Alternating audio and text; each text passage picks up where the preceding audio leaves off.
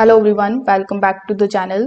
In today's quick video, I'm going to show you exactly how to delete the photos from Aura Frame in 2026. So this can be done via the Aura application on your phone. So you just have to simply open the Aura application. Afterwards, you need to look for the option of frame on the screen. Inside frame, you are going to see the option of photos selection.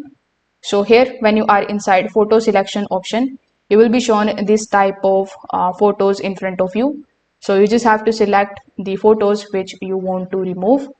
After selecting the photos, press next on the top right hand corner of the screen. Now on the next page, you just have to click on the three dots and then you will be shown this type of pop-up in front of you. Over here, you will see the last option of remove from frame. So you just have to click on it.